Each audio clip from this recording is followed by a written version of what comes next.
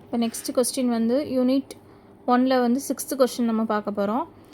Explain the theory and significance of compaction of soils அப்படின்னு வந்து கேட்டிருக்காங்க. இந்த கொஸ்டின் வந்து தியரி கொஸ்டின் கேட்டிருக்காங்க.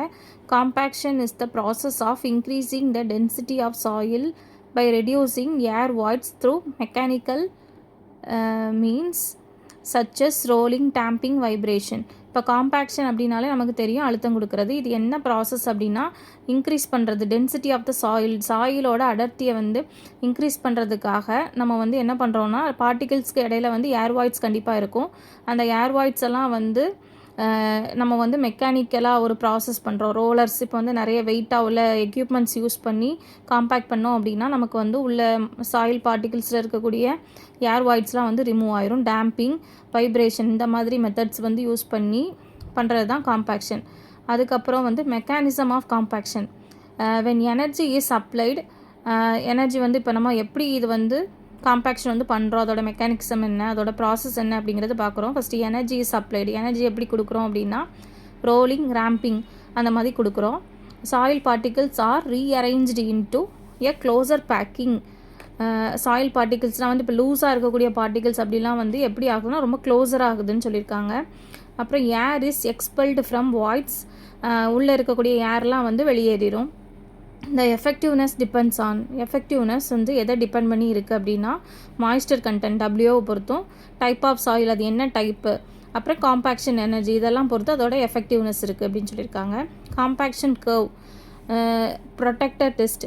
ப்ரொடெக்டர் டெஸ்ட்டில் வந்து the relationship between dry density and moisture content காமாடியும் டபிள்யூவும் பொறுத்து தான் வந்து is obtained from protector compaction test. இது ரெண்டுமே வந்து நம்ம இதில் தான் கண்டுபிடிக்கிறோம். இனிஷியலி என்ன பண்ணுறாங்க அப்படின்னா ஆடிங் வாட்டர். இப்போ வந்து சாயில் சாம்பிளில் வந்து வாட்டரை வந்து ஆட் பண்ணுறாங்க. இன்க்ரீஸ் லூப்ரிகேஷன் அப்படின்னா வந்து நமக்கு ஒர்க்கபிலிட்டி ஈஸியாக இருக்கிறதுக்காக கொஞ்சம் இப்போ தண்ணி ஊற்றினா கொஞ்சம் ஒரு பேஸ்ட் மாதிரி ஆகலாம், அந்த மாதிரி வரதை வந்து லூப்ரிகேஷன் சொல்கிறோம். particles rearrange easily, density increases. இப்போ வந்து பார்ட்டிகிள்ஸ்லாம் வந்து ஈஸியாக வந்து ரீஅரேஞ்ச் ஆகி டென்சிட்டி வந்து இன்க்ரீஸ் ஆகிரும். அட் எ சர்டன் பாயிண்ட், ஒரு குறிப்பிட்ட பாயிண்டில் வந்து மேக்ஸிமம் டென்சிட்டி வந்து நமக்கு அச்சீவ் ஆகும். அதை தான் நம்ம என்னென்னு சொல்கிறோம் அப்படின்னா optimum moisture content.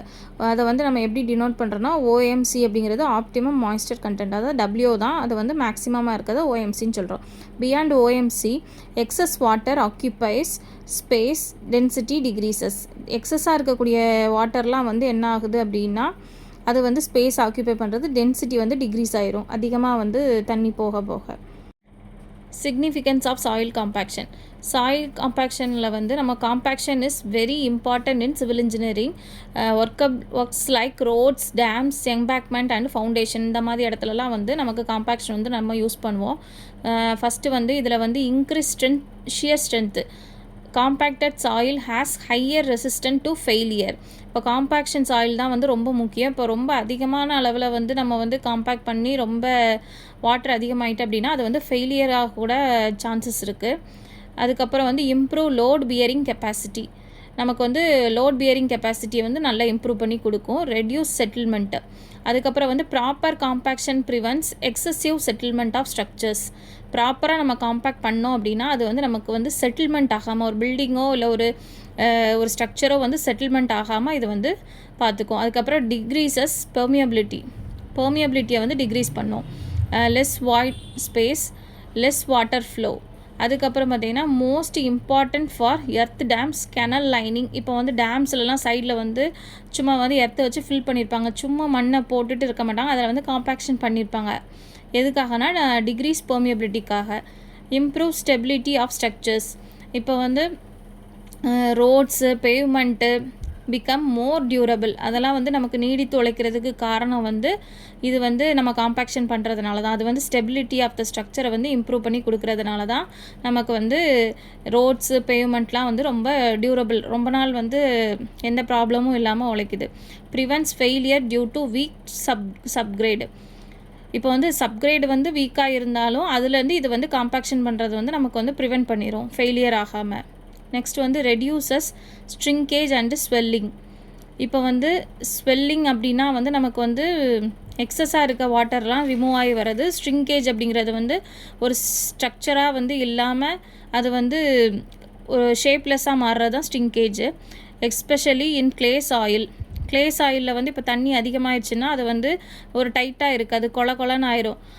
Minimising volume changes due to moisture variation. இப்போ வந்து வால்யூமை வந்து இது வந்து சேஞ்ச் பண்ணும் அதிகமான மாய்ஸ்டர் கண்டென்ட் இருக்கிறதுனால. நெக்ஸ்ட்டு வந்து ப்ரிவெண்ட் சாயில் எரோஷன். சாயில் எரோஷன்லேருந்து ப்ரிவெண்ட் பண்ணுது. அதுக்கப்புறம் வந்து dense soil resist erosion by water and wind. விண்டுலேருந்தும் வாட்டர்லேருந்தும் வந்து சாயில் வந்து ரெசிஸ்ட் பண்ணுறது. அப்ளிகேஷன்ஸ் பார்த்திங்க அப்படின்னா ஹைவே கன்ஸ்ட்ரக்ஷனில் வந்து யூஸ் பண்ணுறோம், ரயில்வே எம்பேக்மெண்ட்ஸில் யூஸ் பண்ணுறோம், அதுக்கப்புறம் வந்து ஏர்ஃபீல்டு பேவ்மெண்ட்ஸில், அதுக்கப்புறம் எர்த் டேம்ஸ், ஃபவுண்டேஷன்ஸ், இந்த மாதிரி இடத்துலலாம் நம்ம அப்ளை பண்ணுறோம். இந்த கொஷின் வந்து இதோட முடிஞ்சுது. தேங்க்யூ.